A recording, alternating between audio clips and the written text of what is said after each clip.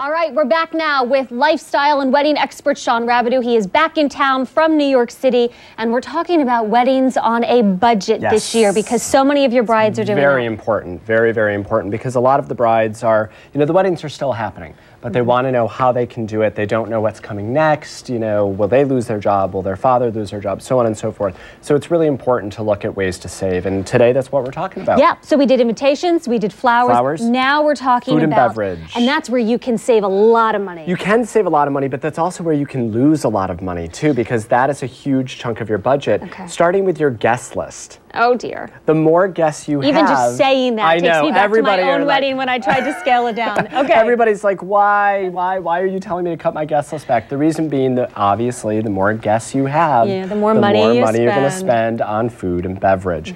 So several ways that you can do it. First of all, think of using seasonal foods. And talk with your caterer or the chef and say, what can we use that are seasonal and perhaps locally grown too, that can save on some money. Also think about doing maybe past hors d'oeuvres.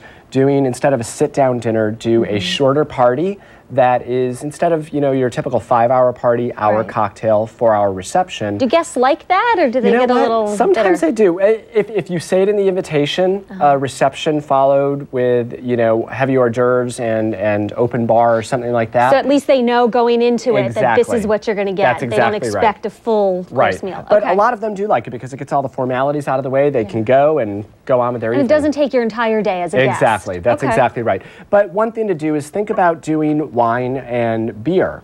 And I think we've got a photo of a bar here, but talk about doing, wine and beer, maybe a specialty drink, so on and so forth. And you don't have to do a full open bar. Now, some of my clients are like, well, but I have to have the vodka, the gin, you know what? You know your guests best, but this is a good way to save money if you offer that. Another thing to do is to do a signature drink. So when guests walk into your reception, maybe do a signature drink, white wine and sparkling water. And, that's a great thing to do. And, I do, there we go. We've got another specialty drink. Signature drink too. Exactly. And you also say perhaps skip the champagne toast. Do not do a champagne toast. Because you know what, most people just sip it and then they put it back down on the table. Huge waste of money. Huge waste of money. What about when it comes to the cake? The cake, yes, the cake. Couple of good tips. You don't have to do a huge cake that feeds everybody. That's a gorgeous one there. Yes, I imagine that's quite expensive. You know what? That fed about 125 people. Now you can do a smaller version of that maybe only feeds 25 people. Have a sheet cake in the kitchen. Your guests will never know the difference. So, I don't even know if I've been to a wedding where that's happened. You would never know. You would never know. You would never know. And the other thing is, if you want to use a fake cake, you don't necessarily save money on that because unless you're, pulling it from the stock of your baker, because they still have to create it, they still have to mold it, they still have to design it. By fake cake, you mean? That it's styrofoam.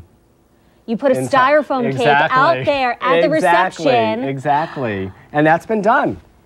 But it doesn't really save you money. Correct. Okay. Wow, so many great tips. Coming up on CW16, we're still talking about entertainment. I think we've got maybe some more tips on flowers, the style of the event, and so on and so forth. So. Okay, more tips from Shawn coming up on CW16. We'll be right back.